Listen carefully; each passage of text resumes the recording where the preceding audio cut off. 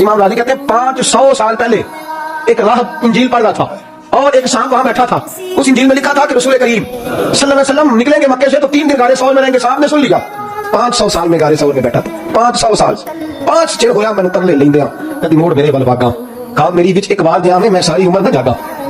500 سال سے بیٹھا ہے کہ آئیں گے. اب 2 عاشقوں کا جھگڑا ہونے لگا. 2 عاشقوں کا. حضرت علامہ اسماعیل حقی نے اختلاف کیا ہے. اب فرماتے ہیں لوگ کہتے ہیں ڈنگ مارا تو ابو بکر صدیق روئے. فرمایا نہیں ڈنگ نہیں ڈنگ مارے. ایک ڈنگ کا دوسری کوئی نہیں سیدنا صدیق اکبر کہتے ہیں کہ نہیں مارا اس نے ڈنگ مارے سینکڑوں مارے. فرماتے ہیں پھر یہ بھی کمال دیکھو. اللہ فرماتے ہیں زما فی الغار جب وہ دونوں غار میں تھے سانپ کا ڈنگ سانپ کا نام لے لو تو چیخیں نکلنے لگ جاتی ہیں. دہشت ناک جانور ہے دہشت تاری کر دیتا ہے. سانپ نے ڈنگ مارا. پوری سیرت کی تمام کتابیں اٹھا کے پڑھ لیجیے کہیں یہ نہیں لکھا کہ پیر کو حرکت ہوئی. یہ آپ کو کہیں نہیں ملے گا. جتنی سیرت کی کتابیں علامہ ابن اسحاق ابن شام سے لے کر آج تک چھپیں گے ساری پڑھ لو. کسی میں نہیں لکھا کہ پیر ہلا تو حضور جاگے. نہ وہ ڈنگ مارتا رہا. سوئی چمڑ جائے تو پیر ہلتا ہے کہ نہیں.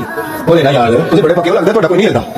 ہل جاتا ہے کہ نہیں ہل جاتا. مصیبت بن جاتی ہے لوگ کامنے لگ جاتے ہیں. اللہ اکبر ڈنگ مارا ہے پہلے حرکت نہیں کی دوسرا مارا ہے حرکت نہیں کی تیسرا مارا ہے. صاحب زہر ہوتا ہے. زہر وجود میں صلاحیت کر گیا. امام راضی کہتے ہیں جب وہ صلاحیت کرا تو کانوں سے ان کے دھواں نکلنے لگا اور فرماتے ہیں وہ درد سے نہیں روئے. وہ اتنی گرمی کی ظاہر کی کہ آنکھوں سے پانی جاری ہو گیا. جب پانی جاری ہوا آنسو ٹپکے تو حضور کی آنکھ مبارک کھلی.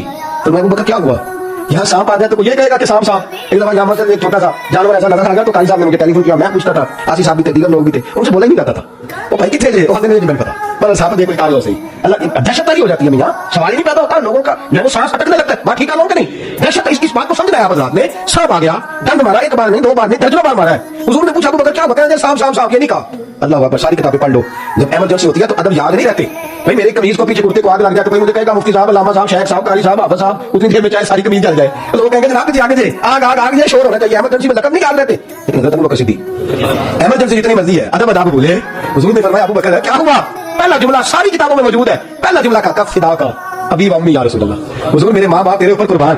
پھر کہا فدا کا روحی و قلبی یا رسول اللہ. حضور میری دل میرا جان قربان. حضور نے فرمایا بول تو کیا ہوا. عرض کی حضور نیچے سانپ ہے اس نے میرے پیر کو ڈنگ لیا ہے. اللہ اکبر. میرے محبوب مرضی سے اٹھے. علامہ اسماعیل حقی فرماتے ہیں حضرت ابو بکر نے پیر نہیں اٹھایا فوراً.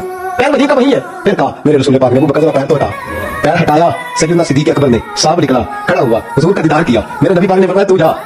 ایک جگہ 2 عاشق اکٹھے رہ سکتے ہیں. آج صرف ابو بکر صدیق اکیلے کا حق ہے. دوسرے کی شراکت بٹھا کے اپنے محبوب کو اپنے پہلو میں جو لوگ کچھ نہیں کرتے وہ بھی کمال کرتے ہیں. فرمایا آج اس اکیلے کا حق ہے. تو نکل سانپ نکلا. میرے محبوب نے لواب دہن لگایا. یہ بات کسی نے نہیں لکھی. اگر لکھی ہے تو میرے اعلیٰ حضرت فاضل بریلوی نے لکھی ہے. کسی کہتے ہیں لواب دہن لگا کے نا نبی پاک پیر کے قریب کرنے لگے تو سیدنا صدیق اکبر نے پکڑ لیا.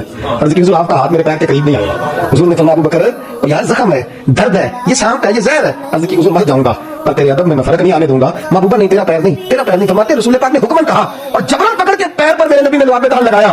ادھر لواب دہن لگایا ادھر سیدنا صدیق